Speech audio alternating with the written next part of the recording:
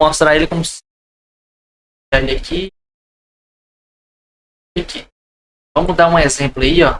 Vamos dar um exemplo. Esse daqui é bom você usar o put para poder logar na máquina e tudo.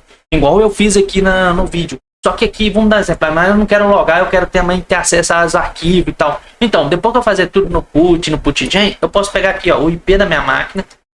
Vou copiar ele. Vou vincar nesse daqui, o Bitwise. Vou colar ele aqui. Beleza? Em username, aqui eu vou colocar root. Vai ser o que eu vou logar. E em init now método, eu vou tirar esse nome e vou colocar password. E vou marcar isso daqui, beleza? Aí aqui eu vou colocar a minha senha. Pronto, concluiu. Agora eu posso brincar, ó, mostrar como era antes.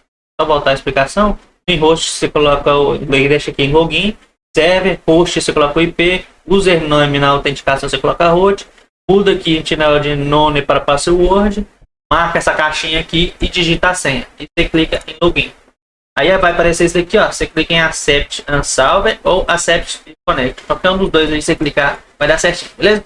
Com isso, ó. Posso até fechar isso daqui que eu não vou estar utilizando mais não, beleza? Com isso, ele vai me liberar essas opções aqui, ó. É o terminal, que aqui ele pega e abre no terminal. Beleza? Que aqui eu posso executar o direto no terminal. Aqui, ó, em Neo FTP, esse negócio aqui, ó. Ele abre uma pasta da própria máquina. Aqui, ó, desse lado é a pasta do meu computador. E aqui é a pasta da máquina lá, beleza? Da VPS. Aí eu posso fazer as coisas aqui, tipo puxar alguma coisa daqui pra cá, ou puxar do servidor pra minha máquina, e assim vai, entendeu?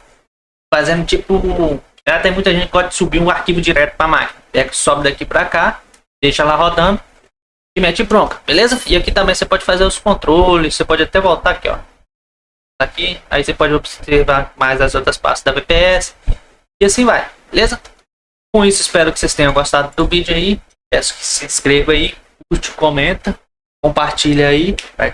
Mas se alguém tiver dúvida aí, ou tá fazendo a máquina,